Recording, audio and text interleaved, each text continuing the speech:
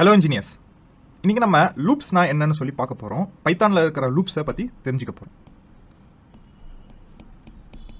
First லூப்ஸ்னா அதுக்கான meaning என்ன அப்படிங்கிறத தெரிஞ்சுப்போம். லூப்ஸ்னா ஒரு செக்மெண்ட்டை ரிப்பீட்டாக எக்ஸிக்யூட் பண்ணுறது பேர் தான் லூப்.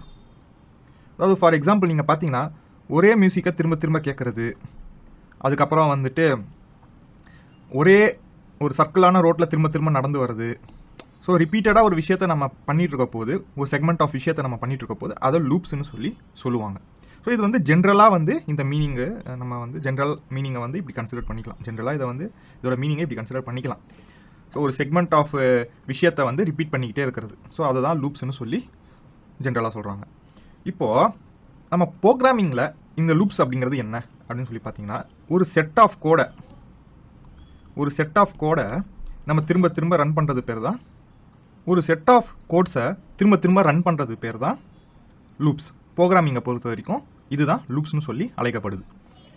ஜென்ரலாக பார்த்தீங்கன்னா பொதுவாக ப்ரோக்ராமிங் லாங்குவேஜஸில் பார்த்தீங்கன்னா, எந்த ப்ரோக்ராமிங் லாங்குவேஜ் எடுத்துக்கிட்டிங்கனாலும் சரி பார்த்தீங்கன்னா 2 கைண்ட் ஆஃப் லூப் இருக்கும். ஒன்று வந்து பார்த்தீங்கன்னா வைல் லூப்னு சொல்லுவாங்க, இன்னொன்று பார்த்தீங்கன்னா ஃபார் லூப்னு சொல்லுவாங்க.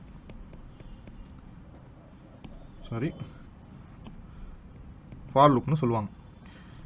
இதுதான் ஜென்ரலாக வந்துட்டு most of the programming language, நீங்கள் சி எடுத்தாலும் சரி, ஜாவா எடுத்தாலும் சரி, அதுக்கப்புறம் C# எடுத்தாலும் சரி, நம்ம பைத்தான் எடுத்தாலும் சரி, ஜென்ரலாக இந்த கீவேர்ட்ஸ் தான் யூஸ் பண்ணியிருப்பாங்க லூப்ஸ்க்கு. சரிங்களா?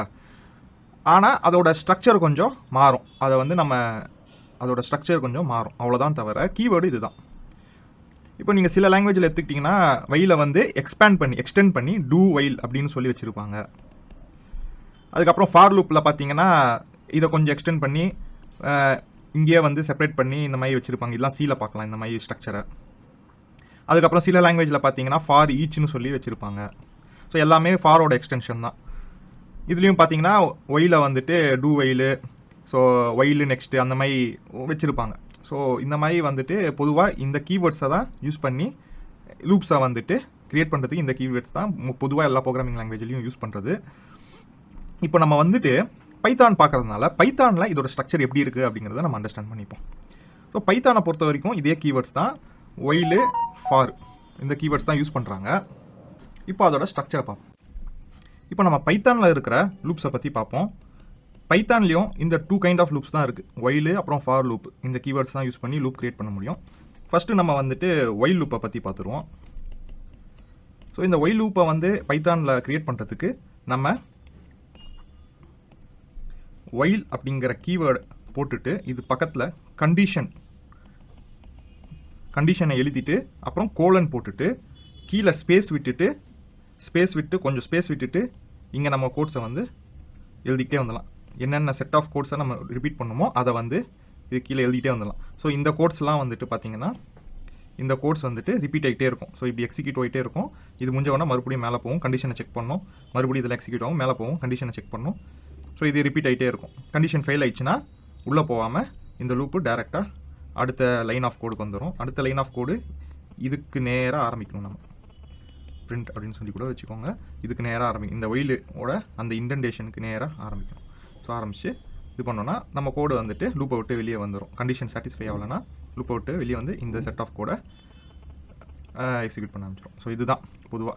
ஸோ இங்கே பார்த்தீங்கன்னா ஸோ இந்த கண்டிஷன் இருக்கு இல்லையா, ஸோ இது என்னென்ன கண்டிஷன் இருக்கலாம்னு சொல்லி பார்த்தீங்கன்னா, பொதுவாகவே நம்ம வந்துட்டு என்ன கண்டிஷன் கொடுப்போம், x greater than or 6 அந்த மாதிரி கொடுப்போம். x greater than 6 s less than 5. So இந்த மாதிரி கண்டிஷன்ஸ் நம்ம யூஸ் பண்ணிக்கலாம். ஈக்குவல் டு 1 அந்த மாதிரி நம்ம கண்டிஷன்ஸ் யூஸ் பண்ணிக்கலாம். அதே மாதிரி வந்து and கண்டிஷன் யூஸ் பண்ணிக்கலாம். ஸோ அப்போ and கண்டிஷன் யூஸ் பண்ணோன்னா இந்த பக்கம் அந்த பக்கம் ட்ரூ வரணும். ஓகேங்களா?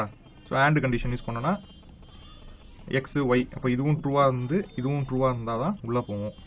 ஸோ அந்த மாதிரி யூஸ் பண்ணிக்கலாம். ஸோ இந்த கண்டிஷன்ஸ் வந்து நம்ம ஜென்ரல் பைத்தான் ஜென்ரல் கண்டிஷன் எதுவாக இருந்தாலும் நம்ம இதில் யூஸ் பண்ணிக்கலாம். சரிங்களா? ஸோ இதுதான் ஒயில் லூப். இதுக்கான எக்ஸாம்பிள் நம்ம பார்ப்போம். ஓகேங்களா? அடுத்தது வந்து பார்த்தீங்கன்னா ஃபார் லூப். ஸோ ஃபார் லூப்பை பொறுத்த வரைக்கும் இதில் வந்து எப்படி யூஸ் ஆகுது அப்படின்னு சொல்லி பார்த்தீங்கன்னா, ஃபார் கீவேர்டை வந்து நம்ம ஃபார் அப்படிங்கிற கீவேர்ட் போட்டுட்டு இங்கே வேரியபிள் கொடுக்கணும். வேரியபிள் எந்த வேரியபிளாக வேணால் இருக்கலாம், எக்ஸ் ஒய் இசட் இந்த மாதிரி எந்த ஏதாவது ஒரு லெட்டர் நீங்கள் வந்து இங்கே யூஸ் பண்ணிக்கிட்டு இன் அப்படிங்கிற கீவேர்டு யூஸ் பண்ணிவிட்டு ஃபார் வேரியபிள் அதுக்கப்புறம் இன்னுன்னு போட்டுட்டு இங்கே வந்துட்டு இந்த இடத்துல வந்துட்டு என்னவாக இருக்கலாம்னா சீக்வன்ஸ், எந்த சீக்வன்ஸ் வேணால் இருக்கலாம். ஸோ சீக்வன்ஸ்னு எடுத்துக்கிட்டோன்னா எனக்கு கிளியராக எழுதிடுறேன், உங்களுக்கு அது கிளியராக தெரிலன்னு நினைக்கிறேன், கரெக்டாக எழுதிடுறேன். சீக்வன்ஸ் போட்டு கோலன் போட்டுடணும். கோலன் போட்டு கீழே இந்த செட் ஆஃப் கோட்ஸு ஸ்பேஸ் விட்டு செட் ஆஃப் கோட்ஸ் கொடுத்துடணும். இப்போ இந்த இடத்துல வந்துட்டு இந்த சீக்வன்ஸ் அப்படின்னு சொல்லி எழுதியிருக்கோம் இல்லையா, வேரியபிள் வந்து என்ன வேணா இருக்கலாம், எக்ஸு ஒய் இசட் எது வேணால் கொடுத்துக்கோங்க. எக்ஸு இல்லைனா ஒய் இல்லைனா ஜெட்டு ஏதாவது ஒன்று, எந்த வேரியபிளை அல்ஃபபெட்டில் எந்த வேரியபிள் வேணால் நீங்கள் கொடுத்துக்கலாம். ஓகேங்களா, சிங்கிள் லெட்டராக கொடுத்துக்கலாம் இல்லை நேமாக கொடுத்துக்கலாம். ஸோ இது வந்துட்டு நீங்கள் எது வேணால் கொடுத்துக்கலாம். சீக்வன்ஸை பொறுத்த வரைக்கும் இந்த சீக்வன்ஸ் வந்துட்டு சீக்வன்ஸ்னு சொல்லி பார்த்தோன்னா பைத்தானில் இருக்கிற சீக்வன்ஸ் பார்த்தீங்கன்னா லிஸ்ட்டு, கரெக்டாக லிஸ்ட்டு ஒரு சீக்வன்ஸ் தான். ஏன்னா நம்ம லிஸ்ட்டை எப்படி கிரியேட் பண்ணுவோம், கர்லி பிரேசஸ் போட்டு உள்ள எலிமெண்ட்ஸ் ஆட் பண்ணிட்டே போவோம். ஸோ அப்போ இதுவும் வந்து ஒரு சீக்வன்ஸ் தான். சரிங்களா, சீக்வன்ஸ் நிறைய ஐட்டம்ஸ் இருக்கு இல்லையா உள்ள, ஸோ சீக்வன்ஸு. அடுத்தது டிக்ஷனரியும் வந்து டிக்ஷனரியில் கீ இருக்குது, வேல்யூஸ் இருக்குது. ஸோ கீ ஒரு சீக்வன்ஸு, வேல்யூஸ் ஒரு சீக்வன்ஸு, ஸோ டிக்ஷனரி. அப்புறம் வந்து பார்த்தீங்கன்னா டியூப்புலும் வந்துடும், டியூப்புலும் ஒரு சீக்வன்ஸ் தான். அதுக்கப்புறம் பைத்தானுக்கு உரிய சில ஃபங்க்ஷன்ஸ்லாம் இருக்குது. ரேஞ்ச் அப்படிங்கிற ஒரு ஃபங்க்ஷன் இருக்குது. ரேஞ்ச் அப்படிங்கிற ஃபங்க்ஷன் பார்த்தீங்கன்னா இந்த ரேஞ்சுக்குள்ளே நம்ம இந்த மாதிரி 1 to 10 இந்த மாதிரி கொடுத்துட்டோன்னா 1லேருந்து 10 நம்பர்ஸை வந்து இன்க்ரிமெண்டட் பை 1 அப்படியே எடுத்துக்கும். ஸோ இதை பற்றி பார்ப்போம், நம்ம இதை பற்றி இப்போதைக்கு கன்சிடர் பண்ணாதீங்க. ஸோ ரேஞ்ச் அப்படிங்கிற ஒரு ஃபங்க்ஷனும் இருக்குது. ஸோ இதெல்லாம் வந்து சீக்வன்ஸில் வரும். ஸோ இந்த சீக்வன்ஸை நம்ம இந்த இடத்துல கொடுத்துக்கலாம். சரிங்களா, ஸோ அப்போ வந்து பைத்தானில் 2 லூப்ஸ் இருக்குது. ஒன்று வந்து ஒயில், இன்னொன்று ஃபார் லூப்பு. ஸோ ஒயில் லூப்பை க்ரியேட் பண்ணுறதுக்கு நம்ம வந்து ஒயில் லூப்பை எழுதிட்டு பக்கத்தில் கண்டிஷன் போட்டுடுறோம். கண்டிஷன் போட்டு கீழே செட் ஆஃப் கோட்ஸ் என்ன தேவையோ அதை எழுதிக்கிறோம். ஸோ அது வந்து பைத்தான் வந்து இன்டர்பிரேட் பண்ணி இந்த கண்டிஷனை செக் பண்ணிட்டு ஓகேனா கீழே இந்த செட் ஆஃப் கோட்ஸை எக்ஸிக்யூட் பண்ணோம். மறுபடியும் இங்கே வரும், மறுபடியும் செக் பண்ணி மறுபடியும் போவோம். இந்த கண்டிஷன் சாட்டிஸ்ஃபை ஆகலைன்னா அடுத்த லைன் ஆஃப் கோடுக்கு போயிடும். ஒயில் லூப்பை தாண்டி அடுத்த லைன் என்ன இருக்கோ அதுக்கு போயிடும். அதே மாதிரி தான் ஃபார் லூப்பில் வந்து இந்த எக்ஸ் அப்படிங்கிறது வந்து இந்த சீக்வன்ஸில் இருக்கிற ஒவ்வொரு வேல்யூவும் இந்த எக்ஸுக்கு அசைன் ஆகிட்டே வரும். ஸோ இப்போ பார்த்தீங்கன்னா ஒரு லிஸ்ட் எடுத்துப்போமே, ஒரு லிஸ்ட்டில் வந்துட்டு 1 2 3 4 5ன்னு இது இருக்குன்னு வச்சுக்கோங்க. இப்போ நம்ம இங்கே எக்ஸ்னு போட்டிருக்கோம் வேரியபிள், இந்த வேரியபிள் எக்ஸ்னு போட்டிருக்கோம். சீக்வன்ஸ் வந்துட்டு இது வச்சுருக்கோம்னு வச்சுக்கோங்க. இப்போ என்ன ஆகும்னா ஃபஸ்ட்டு வந்து ஒன்று வந்து எக்ஸுக்கு அசைன் ஆகும். ஸோ இந்த 1 பேஸ் பண்ணி இந்த லூப்பில் ரன் ஆகும். அடுத்து 2 வந்து இந்த எக்ஸுக்கு அசைன் ஆகும், 2 பேஸ் பண்ணி இது ரன் ஆகும். 3 வந்து அசைன் ஆகும், 3 பேஸ் பண்ணி இந்த லூப் ரன் ஆகும். 4 அசைன் ஆகும். ஸோ அதே மாதிரி 5 வரைக்கும் அசைன் ஆகும். இங்கே வந்து கண்டிஷன் செக்லாம் வந்துட்டு கிடையாது. ஸோ சீக்வன்ஸில் இந்த லாஸ்ட்டு எண்டிங் வரைக்கும் ரன் ஆகும். எண்டு முடிஞ்சதுக்கப்புறம் லூப்பை விட்டு வெளியே வந்து அடுத்த லைன் ஆஃப் கோடு வந்து எக்ஸிக்யூட் பண்ண ஆரம்பிச்சிடும். ஸோ இதுதான் ஃபார் லூப்பை பொறுத்த வரைக்கும். கண்டிஷன் உள்ளே வராது, கண்டிஷன் வராது. ஸோ இந்த சீக்வன்ஸோட எண்டு வரைக்கும் ரன் ஆகும். ஸோ லிஸ்ட்டுனா லிஸ்ட்டோட எண்டு வரைக்கும், இல்லை டிக்ஷனரி யூஸ் பண்ணிங்கன்னா டிக்ஷனரியில் இருக்கிற கீஸோட எண்டு வரைக்கும் அந்த மாதிரி ரன் ஆகிட்டு வரும். ஸோ இதுதான் வந்துட்டு ஒயிலுக்கும் ஃபாருக்கும் உள்ள வித்தியாசம் பைத்தானை பொறுத்த வரைக்கும். இதை இப்போ நம்ம பார்ப்போம், நம்ம பைத்தானை எக்ஸிக்யூட் பண்ணி பார்ப்போம், இப்போ தெரிஞ்சிடும் உங்களுக்கு. இப்போ ஃபஸ்ட்டு ஒயில் லூப்பை எப்படி பைத்தானில் எக்ஸிக்யூட் பண்ணுறது அப்படிங்கிறத பார்ப்போம். ரொம்ப சிம்பிள். ஒயில்னு சொல்லி நம்ம அடிச்சுட்டு ஸ்பேஸ் விட்டு நம்மளோட கண்டிஷன் கொடுக்கணும். இப்போ இந்த இடத்துல வந்து பார்த்தீங்கன்னா n is less than 10 அப்படின்னு சொல்லி கொடுக்குறோம். இப்போ இதில் பார்த்தீங்கன்னா 2 பிரச்சனை. என்னன்னா என்ன அப்படிங்கிறது பைத்தானுக்கு தெரியாது. அதனால் நம்ம என்னன்னா என்னங்கிறது முன்னாடியே டிக்ளேர் பண்ணணும். So n is equal to 0 அப்படின்னு சொன்னோன்னாலே அது புரிஞ்சுக்கோ n வந்து ஒரு இன்டீஜர்னு சொல்லிட்டு. ஓகேங்களா, கொடுத்தாச்சு. இப்போ இந்த ஒயிலுக்குள்ளே இப்போ நீங்கள் இங்கே அடிக்க ஆரம்பிச்சிங்கன்னா, அதாவது இந்த இன்டர்லேஷன் பார்த்தீங்கன்னா இங்கே அடிக்க ஆரம்பிச்சிங்கன்னா அது ஒயிலுக்குள்ளே அடிக்கிற மாதிரி கிடையாது, ஒயிலுக்கு வெளியே அடிக்கிற மாதிரி. ஸோ நம்ம வந்துட்டு ஒரு டேப் விட்டு இல்லைனா இந்த இடத்துலேருந்து ஒரு என்டர் தட்டினீங்கன்னா ஒயிலுக்குள்ளே போயிடும். ஸோ நீங்கள் கர்லி பிரேசஸ்லாம் யூஸ் பண்ணணும்னு அவசியமே கிடையாது. ஸோ இங்கேயே நீங்கள் கொடுக்க ஆரம்பிச்சிடும். இப்போ என்ன பண்ணுறேன்னா பிரிண்ட் என்னன்னு சொல்லி கொடுத்துட்டு இப்போ ஒயிலுக்கு வெளியே வந்துடுறேன். வெளியே வந்துட்டு இங்கேயும் பிரிண்ட் என்னன்னு சொல்லி கொடுக்குறேன். ஏன்னா அப்போ தான் உங்களுக்கு அது எப்படி ரன் ஆகுதுங்கிறது அண்டர்ஸ்டாண்ட் ஆகும். ஸோ அதுக்காக தான் நான் இப்படி பண்ணுறேன். இப்போ இதை பண்ணிவிட்டு நம்ம ரன் பண்ண போது என்ன ஆகும்னா ஃபஸ்ட்டு n வந்து 0 இனிஷியலைஸ் ஆகும். அதுக்கப்புறம் இந்த ஒயிலுக்குள்ளே வரும். வந்ததுக்கப்புறம் இங்கே பிரிண்ட் என்ன வந்து பிரிண்ட் பண்ணும் 0ன்னு. அடுத்தது என்ன பண்ணுறோம் போகிறோம்னா n is equal to n plus 1ன்னு சொல்லி கொடுக்க போகிறோம். இப்படி கொடுக்குறது மூலியமாக n வந்து 1 இன்க்ரிமெண்ட் ஆகும். மறுபடியும் கண்டிஷன் செக் பண்ணோம், மறுபடியும் இன்க்ரிமெண்ட் ஆகும், மறுபடியும் கண்டிஷன் செக் பண்ணி இனிமேல் லூப் ஆகிட்டே இருக்கும். எப்போ 10 தாண்டி n போகுதோ அப்போ லூப் விட்டு வெளியே வந்துட்டு இங்கே இருக்கிற n பிரிண்ட் ஆகும். ஸோ இங்கே இருக்கிற n பிரிண்ட் ஆகுது அப்படிங்கிறது நம்ம தெரிஞ்சுக்கிறதுக்காக நம்ம என்ன பண்ணுறோன்னா ஒரு ஸ்ட்ரிங்கு வந்து எழுத போகிறோம். அவுட் லூப் n அப்படின்னு சொல்லி எழுதி கம்மா போட்டுக்க போகிறோம். ஸோ அதே மாதிரி இங்கே வந்து பார்த்தீங்கன்னா